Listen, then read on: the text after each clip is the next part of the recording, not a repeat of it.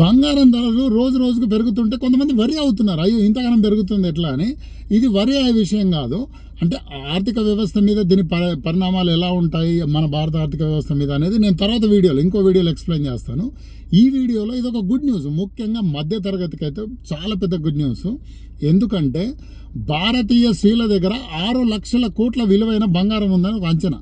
దాని విలువ పెరుగుతుంటే సంతోషమే, ఎందుకంటే బంగారం అనేది ఆర్థికంగా ఆదుకుంటుంది. ముఖ్యంగా ఆర్బీఐ గోల్డ్ లోన్స్ పర్మిషన్ ఇచ్చిన తర్వాత ఆర్థిక అవసరాలు తక్కువ వడ్డీకి దొరుకుతున్నాయి. అంతకుముందు ఈ వడ్డీ వ్యాపారస్తులు జలగల్లాగా వడ్డీ పేరుతో పీక్కు తినేవాళ్ళు.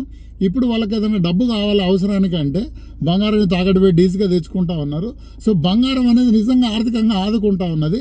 దాని రేటు ఆల్మోస్ట్ డబుల్ అయిపోయింది. సో ఇది ఒక రకంగా మంచి పరిణామమే. అంటే మన భారతీయ స్త్రీలు రెట్టింపు ధనవంతులయ్యారు, ఆల్రెడీ ఉన్నదనం ఆటోమేటిక్గా రెట్టింపు ధనవంతులయ్యారు. సో ఇదొక సంతోషించే విషయమే. మిగతా ఇంపాక్ట్ ఎలా ఉంటుంది అన్నది తర్వాత మాట్లాడుకుందాం. ముఖ్యంగా మధ్యతరగతి స్త్రీలకు బంగారం మీద ఉన్న మక్కువ ఒక రకంగా ఈ విధంగా యూజ్ అయింది. హ్యాపీగా అండి. అంటే కొంతమంది లేడీస్ ఇట్లా కూడా అనుకుంటారు, అయ్యో ఇంకా తక్కువ రేటు ఉన్నప్పుడు ఇంకా కొంటే బాగుండేది, ఇంకా కొంటే.